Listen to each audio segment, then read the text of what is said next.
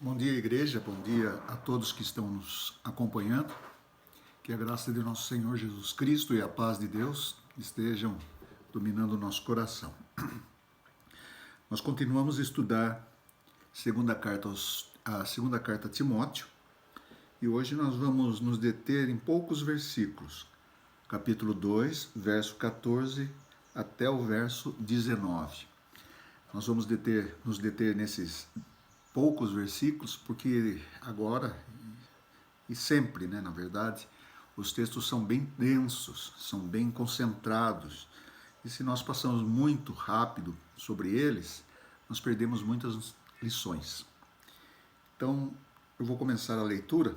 Então, segunda carta de Paulo a Timóteo, capítulo 2, versículo 14 a 19. O texto diz assim: recomenda estas coisas, dá testemunho solene a todos perante Deus, para que evitem contendas de palavras, que para nada aproveitam, exceto para a subversão dos ouvintes.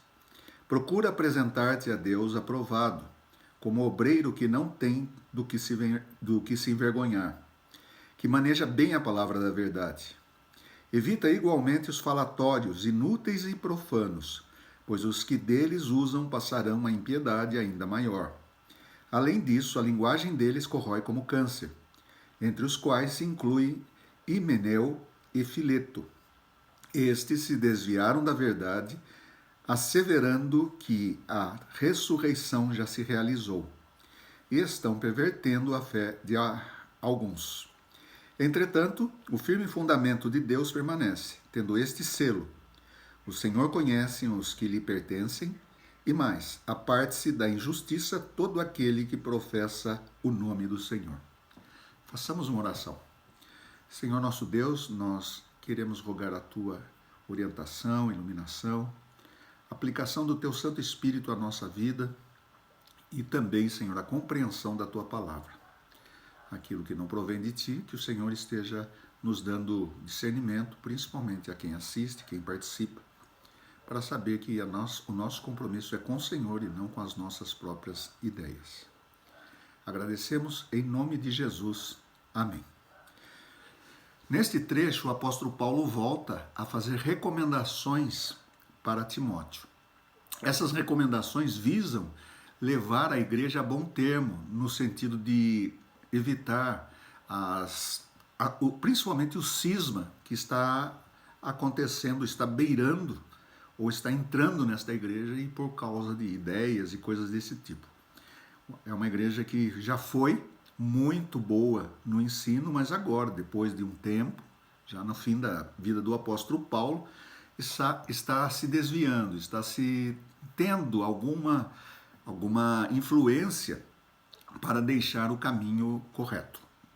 Então o apóstolo Paulo sabe disto, ele faz um prognóstico ou pelo menos um diagnóstico desta igreja, e ao mesmo tempo ele propõe orientações para Timóteo. Eu fico imaginando Timóteo sendo orientado pelo apóstolo Paulo por muitos e muitos anos, e agora, mesmo ainda agora, ele ainda carece da orientação do apóstolo, do ministro de Cristo Jesus, que esteve com ele tanto tempo. Ou seja, não há tempo para não aprender. Sempre estamos aprendendo, mesmo os ministros do Evangelho. E essa é uma coisa muito importante, nós devemos sempre nos aperfeiçoar. Isso me chama a atenção que uma das disciplinas que eu lecionava no seminário, a disciplina de grego, inicialmente eu comecei com muita alegria, com muita pujança, força, e depois eu fui perdendo um pouco essa pujança porque os alunos parece que não gostavam dessa disciplina. Ela é difícil, é verdade. É uma gramática, uma sintaxe bastante difícil, mas que quando você domina, juntamente com outras ferramentas que você tem, essa não é a única ferramenta. Tem pessoas que acham que sabendo o grego já sabem tudo. Não, não é. Você precisa saber outras coisas. Todo o curso do seminário é pensado num fecho, ou vamos dizer assim, num bloco, e que as disciplinas elas se relacionam. E esse relacionamento faz com que você tenha condições de orientar a igreja, de ativar, a sua a sua técnica, a sua maneira de se desenvolver como pastor e pregador de uma igreja. Então, tudo isso é ferramenta e a língua grega é muito importante. Eu estou dizendo isso porque muitos pastores, depois de saírem do seminário, não mais estudaram nada. O máximo que estudam é alguns compêndios de teologia, às vezes recorrem a alguns comentários. Hoje se recorre muito ao que está na mídia, fica mais fácil, e aí apresentam um ensino superficial, não apresentam um ensino mais cuidado. O ensino bem cuidado é um desafio para todo ministro, tanto para mim como qualquer outro ministro. Sempre buscar aprofundar. Essa profundidade não significa simplesmente conhecimento. Conhecimento sem piedade não tem sentido. Então ela precisa ser conjugada com a piedade. Não adianta saber muito sem saber como fazer. Então nós estamos sempre correndo atrás dessa harmonia. Saber parece que se torna mais fácil e mais rápido, mas o praticar torna-se mais lento. Então nós precisamos, às vezes, dar uma corrigida nisso para deixar bem harmônico essa questão da fé e da prática. Da fé no sentido de saber, de conhecer. A prática de saber como fazer isto acontecer. Não adianta sermos teóricos da palavra, teóricos da teologia. Isso só infla a nossa vida. O apóstolo Paulo, então, ele apresenta algumas recomendações. Aqui no texto que eu tenho, a tradução, recomenda estas coisas. Como o texto bíblico, o texto original, a língua original não tem pontuação, nós podemos até fazer o seguinte, então, nós podemos sugerir algumas pontuações. Recomenda estas coisas, 2 pontos. Esse recomenda aqui não é o que ele vai recomendar, mas o que vem depois, ou seja, age desta forma. O apóstolo Paulo, então, está dando a Timóteo uns conselhos muito práticos de como agir na igreja de Éfeso. Mas eu gostaria de chamar a atenção de vocês já para este verbo aqui, este verbo que é um imperativo, né? É um imperativo presente, e que é a primeira palavra que aparece no versículo 14. Recomenda. No texto grego é hipomineske. Essa palavra hipomineske significa haja como pastor. É muito interessante isto, né? A palavra poimen, que está aqui, significa pastorear. Pastoreia estas coisas, com estas coisas. Então é uma atividade mesmo de ministro do Evangelho. Faça a sua função de pastor. E qual é a sua função de pastor? Dar testemunho solene. Esse testemunho solene significa falar diante de um público que está pronto para ouvir de maneira muito solene, sagrada. A sua palavra não é uma palavra que simplesmente deve ocorrer ou ser deixada assim, umas conversas típicas ou menores, não. Alguma coisa pública. Dá testemunho solene. Isso significa use o púlpito. Use o púlpito para falar, hoje seria isto. Use o púlpito para falar diante de todos e principalmente diante de Deus. Porque essa relação, falar diante do povo e falar diante de Deus, faz com que o ministro tenha o equilíbrio necessário. Ele não vai falar coisas que ele ache, que ele pense. Ele precisa falar coisas, sim, às vezes até coisas mais duras, mas há uma testemunha superior. Perdoe. Deus. Deus é aquele que acompanha o ministério de Timóteo, de Paulo, e todas as coisas acontecem diante da sua face. E aí nós temos a testemunha de Deus, o ministro falando, no caso Timóteo, e a observação, a advertência, ou a demonstração. Aí as palavras têm o mesmo campo semântico. Evitem contendas de palavras. Né? Como eu falei que é dar testemunho, né? A palavra aqui é martirel, o verbo é martirel, né? Ou seja, é um testemunho público, um testemunho que exige até uma certa dor. Mas evitem contendas de palavras. O problema dessa igreja, principalmente, era a altercação.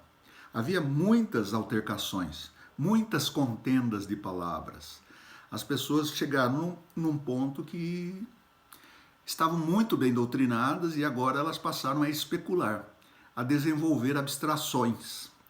E as abstrações não são difíceis de desenvolver.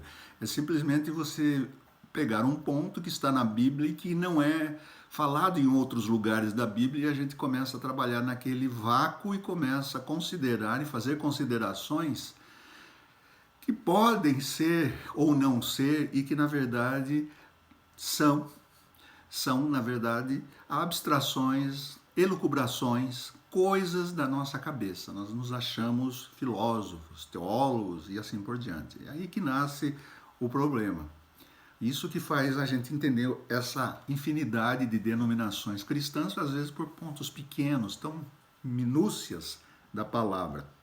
O apóstolo Paulo está recomendando a Timóteo, ó, não se perca nesse tipo de confusão.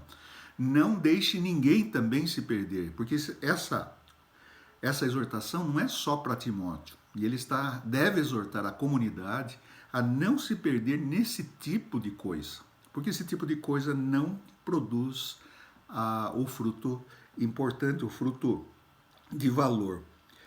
Tanto é que ele diz, palavras para que nada se aproveita. Não se aproveita nada dessa questão de se falar demais. E ele vai dar a contrapartida, exceto para a subversão dos ouvintes. Esse subversão significa só para levantar pessoas ousadas, pessoas que gostam de discutir, só para provocar mais confusão. A subversão aqui está nesse sentido, né? Não no sentido de subversivo, fazer coisas como se fosse ter um sistema político e contra esse sistema então se subverte, levando-se os subversivos. Não, aqui é no sentido de subversão de autoridade. Ou seja, as pessoas passaram a minimizar a autoridade da palavra de Deus para discutir ideias que não têm prática alguma, que não têm efeito prático. O apóstolo Paulo está recomendando a Timóteo a evitar isso. Ele já percebeu que o problema desta igreja é problema de logos, de falar, de dialogar, de fazer colóquios e assim por diante, mas com coisas diminutas. Às vezes a igreja se perde com isso, fica discutindo coisas que não há muita possibilidade de fazer fundamentação. Eu fico lembrando da palavra, do termo livre-arbítrio. Você não vai encontrar essa palavra aqui na Bíblia. É, na verdade, uma palavra cunhada pela filosofia e que se chegou ao entendimento, né, baseando no todo. Daí você chega a dizer assim, ó, isso é livre-arbítrio. Mas se você procurar nas escrituras, você vai ter só exemplos de não livre-arbítrio, no caso lá da queda, de livre-arbítrio. Aqui não é essa a discussão. Essa discussão ela é fora das escrituras. É querer descobrir coisas que não tem nas escrituras. É como se fosse, com quem Caim casou. O autor não está preocupado com essas coisas.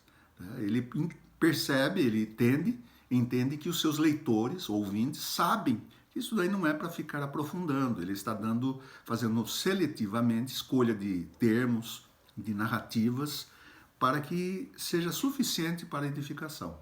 Passando disso é elucubração, especulação e assim por diante. Então, o apóstolo Paulo diz, olha, essas coisas não servem para nada, exceto para produzir males entendidos, inimizades, porfias, ciúmes e assim por diante. E aí, então, ele recomenda a segunda recomendação para Timóteo é procura apresentar-te aprovado, a Deus aprovado. No versículo 15, procura apresentar aprovado como obreiro que não tem do que se envergonhar. Essa palavra aqui é obreiro mesmo, né? O texto vai usar, que ele deve ter uma palavra, ser preparado com a palavra, como é ortotumunta. Ou seja, você tem que ser alguém que tenha boas habilidades, você tem desenvolvido boas habilidades, ou seja, estude. Para nós hoje seria o seguinte, estude a escritura, estude outros livros, Porque a exegese, isso é uma coisa que nós temos que colocar muito claro. Nós pensamos que somente o fato de lermos as Escrituras, nós já estamos suficientes. Mas, na verdade, a Escritura ela tem nuances, ela tem características difíceis, às vezes, de interpretar. Dizer que a Escritura é um livro fácil de interpretar é um engano. Nós podemos ser ingênuos e até românticos, é um certo romantismo. Mas a Escritura é exigente. E neste sentido de exigente, já vimos, por exemplo, no período de Jesus, no período dos apóstolos, que eles se dedicavam às Escrituras. Quando são chamados há uma necessidade prática na igreja de Jerusalém, em que as viúvas dos helenistas estavam sendo esquecidas na distribuição diária, os apóstolos reunidos decidem, vamos eleger, não só eles decidem, mas na verdade eles colocam para a comunidade o seguinte, escolham 7 homens piedosos, cheios do Espírito Santo para a tarefa. E qual era a tarefa? Levar cestas básicas. Quer dizer, até para cestas básicas precisa ser cheio do Espírito Santo. E nós nos dedicaremos ao estudo da palavra. Então, não convém servir às mesas, mas nos dedicar à palavra. Às vezes, dependendo das regiões, nós acabamos deixando em segundo, às vezes até nem ligando muito para isso, ao estudo da palavra, porque nós temos hoje tantas possibilidades que nós pegamos sermões prontos, esboços prontos, existem livros de esboços de sermão, e nos falamos, isso aqui foi feito para quem não tem tempo, então nós agimos daquilo lá. Mas o contato pessoal e o estudo, a oração com as Escrituras, ela não pode, essas coisas não substituem essa atividade do estudo pessoal, da pesquisa pessoal, da oração pessoal. Então o que Paulo está dizendo a Timóteo, olha, a sua prioridade é ensinar a palavra de Deus com retidão, com fidelidade, como um obreiro aprovado que não tem de que se envergonhar. A palavra que vergonha é o contrário de honra. Na verdade ele está usando, em vez de usar honra, que seria timé, ele usa a palavra vergonha. Ou seja, que você não fique despreparado, não se sinta uma pessoa despreparada como alguém que levantou e tem que fazer um trabalho de manhã e não está preparado para fazer aquele trabalho. O apóstolo Paulo, então, está dando as dicas, né? O que a gente chamaria de o pulo do gato para Timóteo. Timóteo, se lance ao estudo da palavra. Né? Apresentar aprovado, né? Esse aprovado significa diante de Deus, como ministro de Deus, como obreiro do que não tem que se envergonhar, que maneja bem a palavra da verdade. Qual é a palavra da verdade? São as Escrituras. Ele já diz isso, que toda Escritura é inspirada e útil. A sua característica de inspiração se dá na utilidade. A Escritura é inspirada para ser útil, não para ficar simplesmente no campo das ideias. A outra, e ele vai agregando ideias que estão do mesmo campo semântico. Evita igualmente os falatórios, ou seja, as especulações. Pois a linguagem, né? Me perdoe, saltei aqui. Os falatórios inúteis e profanos, coisas que não têm a ver com essa sacralidade das Escrituras. Pois os que deles usam passarão a impiedade maior. Então aqui nós temos uma espiral descendente. A pessoa começa com elucubração, começa a discussão, volta a falar do mesmo assunto e só vai aumentando e de uma impiedade para outra. Essa impiedade significa a pessoa está fugindo já dos parâmetros da fé. Olha que coisa, até usando as Escrituras as pessoas podem se desviar da fé. Se ela não tem um bom senso, não é dirigida por Deus, ela pode acabar ficando mais ímpia. Né? Quer dizer, não que ela seja ímpia, mas as suas palavras parecem impiedades. A palavra para isso é heresia. As heresias nascem de muita especulação, de muita altercação, em momentos de crise e assim por diante. O apóstolo Paulo diz que a linguagem deles corrói como câncer, como gangrena. Na verdade, alguns usam a palavra gangrena. ela vai apodrecendo uma parte do corpo que você precisa podar essa parte do corpo, tirar essa parte do corpo. Não produz coisa boa, não produz vida. Na verdade, é um tecido que está se tornando necrosado. Veja como o poder da palavra, né? A palavra tem poder, usando uma linguagem bem chavão, mas é verdade. A palavra ela pode transformar ou transformar no mau sentido, no que diria de outra maneira, né? Deturpar, distorcer totalmente uma vida. Há uma distorção na vida. As pessoas se tornam profanas, né? E passam a ser mais ímpias, mais cheias de impiedade. Impiedade no sentido de não usar a fé corretamente. E ele cita 2 exemplos aqui. Dificilmente Paulo faz isso, mas esses 2 aqui são muito característicos, porque essas 2 pessoas enredaram-se na heresia. Himeneu e Fileto, que eram do grupo do apóstolo Paulo, mas se desviaram. Eles quiseram saber a mais. O problema da heresia é querer discutir o que não está claro. Sempre tem alguma coisa a mais. Alguma coisa a mais que eu preciso fazer. Alguma coisa a mais que eu preciso aprofundar e assim por diante. É Jesus Cristo mais. Jesus Cristo mais obras. Jesus Cristo mais regras e assim por diante. Jesus Cristo não basta. E aí a gente volta para a reforma, que é solo Christus, ou seja, somente Cristo. Não há mais nada adicionado, nem obras, nem pensamentos. Não, Jesus Cristo fez a sua obra total e Jesus Cristo deve ser o centro da nossa fé. A fé cristã é cristocêntrica. Então, esses 2 homens, eles se desviaram da verdade. São desviantes. Desviaram da verdade, e aqui vem a doutrina que eles estão pegando, asseverando que a ressurreição já se realizou. Eles minimizaram o papel da ressurreição na vida dos crentes, talvez por cansarem de esperar a vinda de Jesus Cristo, que a igreja primitiva falava que era tão iminente, e eles perderam a paciência. Não, falaram, deve ter acontecido alguma coisa. Então Jesus já deve ter ressuscitado e nós também. Nós já estamos vivendo a ressurreição. O problema é que essa ressurreição ela é descomprovada ou desmascarada quando você vê que as obras não são consoantes à ressurreição.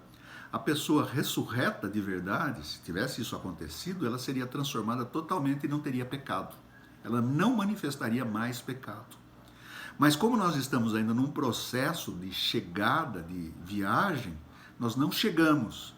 E por não chegarmos ainda, temos que lançar mão sempre da confissão de pecados. Esses 2 aqui estão... Veja que a doutrina a heresia ela é muito sutil. Eles estão dizendo, nós chegaram à perfeição. As pessoas agora não pecam mais. Elas chegaram a essa ressurreição dos santos, aconteceu de tal maneira que não pecam. Isso acontece em tempos de despertamento espiritual.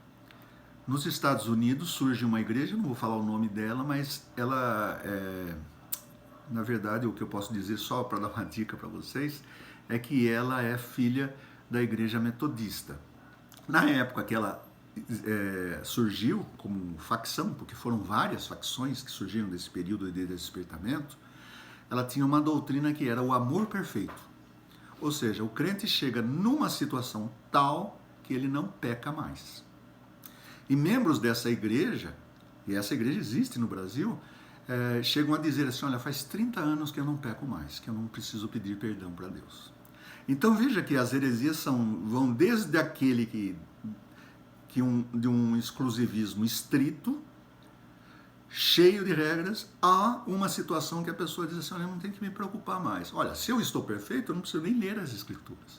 Nem preciso ir à igreja para ouvir a pregação da palavra. Nós estamos num status total de perfeição, que não precisamos de mais nada.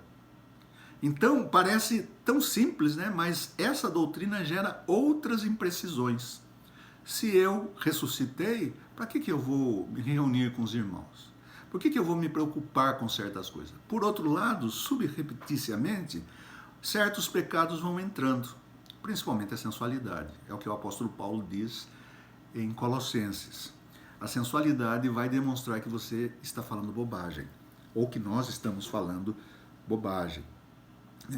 E notem, aí ela começa de maneira muito sutil e vai contaminando outros, e estão pervertendo a fé de alguns. As pessoas abraçaram essa ideia da perfeição ou da ressurreição já acontecida.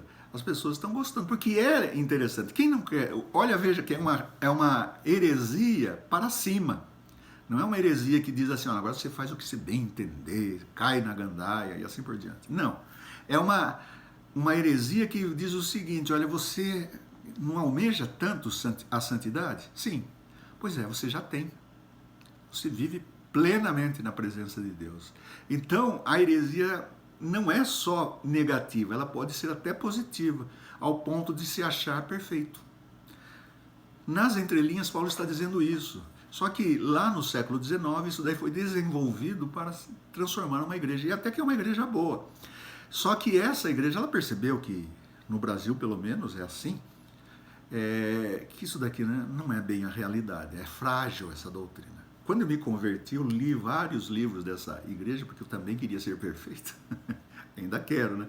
Mas na época de novo convertido, você quer atingir um grau assim de santidade e viver agradando a Deus, né? Como é o nosso objetivo. E não pecar mais. Daí via aquilo lá, falava, ninguém falou isso daqui.